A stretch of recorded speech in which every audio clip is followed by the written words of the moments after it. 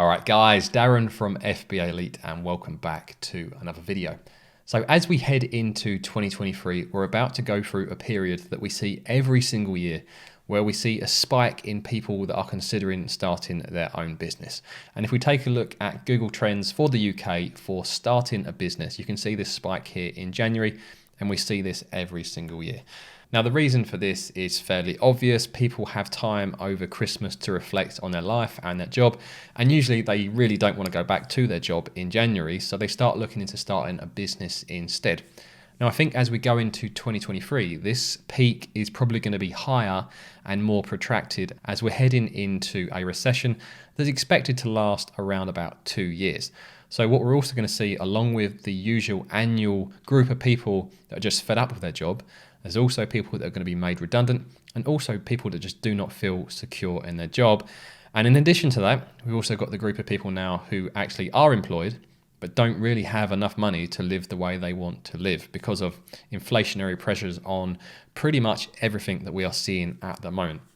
So I think as we go into 2023, there's going to be an awful lot of people that are looking to start a business for one of those reasons. Now, what those people will then usually do is jump onto either Google or YouTube and start looking for business ideas, especially business ideas that they can start from home. And the chances are, if they do that, they're going to come across Amazon FBA.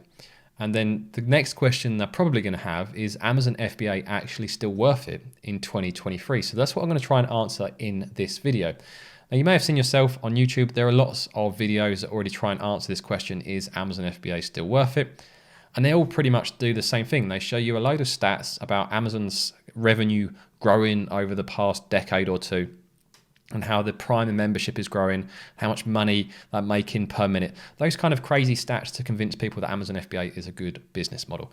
Now, I'm not going to do this in this video, as all of those videos already do that, so I'll just be repeating that information. All I can say is from my own experience, I've been selling on Amazon since 2018, and for me, it's been a very, very good business model, and I've mentored many people that have enjoyed good success on Amazon as well.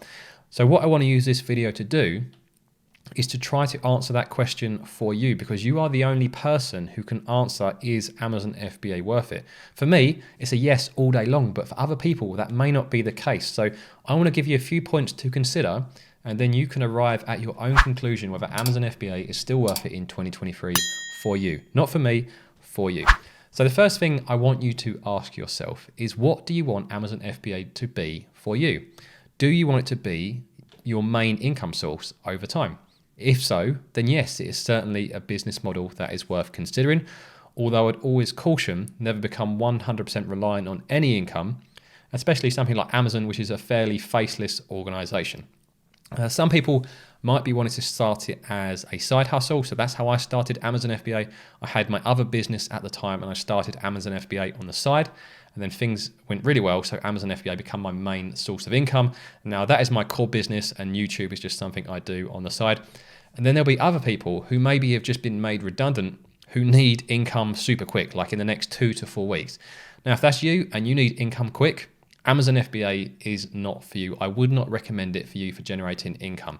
So that's the first question you need to ask yourself is, what do you want Amazon FBA to be for you? Do you have time for it to grow into a good business, a full business that can give you a really good income? Do you want it as a side hustle, or do you need income super quick, in which case Amazon FBA is not a good choice? And that brings me on to the next point, actually. How much time do you have? So that's from kind of two angles. One, how much time do you have until you're going to run out of money? If you're still employed, hopefully that isn't a problem. But if you have been made redundant and maybe you've been received a payoff, how much time do you have? If you've got 3 to 6 months to start a business, that's more than enough time to make some money with Amazon FBA. And the other way of looking at it with regards to time is, how much time do you actually have to learn this business model? Now, Amazon FBA doesn't take a huge amount of time to learn. It does take some commitment, but if you spent the best part of a month doing lots of research on Amazon FBA, you'd probably understand the business model pretty well. So are you willing to put that time and commitment into it? But you will not learn Amazon FBA in a month. What will happen is you'll learn the basics to get you up and running, and then you only really fully learn is when you start doing things yourself. That's when you really start to understand this business model. So how much time do you have to invest into Amazon FBA? Now, I see a lot of people try to cut corners of this. So they'll say, I'm going to start an Amazon FBA business, and they try to outsource everything. Now, outsourcing is certainly something you can do eventually, but I think it's so important that anyone that starts Amazon FBA experiences the entire process themselves first, so that they could do outsource down the line. When that outsourced work comes back to you, you're in a position to be able to assess that from a good position. You fully understand what you're looking for. So for example, if you've done a lot of research into Amazon, you fully understand how to find great products and what makes a good product, and you've launched a product and had success, and then you outsource it to someone else to find you another product. When they give you this list of products, you can look at it and assess it yourself. But if you just do this from scratch, you have no idea whether the products other people find are any good. And that applies to all aspects, whether that's creating your product listing, photography, setting up PPC. You need to experience this all yourself. So you need to be able to commit that time to fully understand and appreciate the business model. Then once you do, you can then look to outsource the bits that really eat up your time, but that you can still oversee with the expertise and the experience you've gained from doing it yourself in the first place. The next thing that I want you to ask yourself is, how much money do you have? If you've only got £1,000, then Amazon FBA, I wouldn't recommend it for you. I mean, realistically, you need £2,000 to £3,000 to give yourself a decent chance with Amazon FBA. Now, I'm not saying you couldn't get a product up and running on Amazon for £1,000 or £1,500, but if you've got £2,000 to £3,000, that gives you a lot more room to invest in the key areas such as your branding, your photography, your keyword research, but also to be able to afford enough inventory, because you don't want to go into a niche where you don't have enough money to sustain the inventory required to stay in stock. And also it allows you to grow your business if you have a bit more of a surplus cash flow available. So be honest with yourself. If you've only got £1,000, maybe look into other ways of growing that capital first before considering an Amazon FBA business. The next thing I want you to ask yourself is, how patient and emotionally balanced are you? So this applies to starting any business, that it does take a lot of emotional control.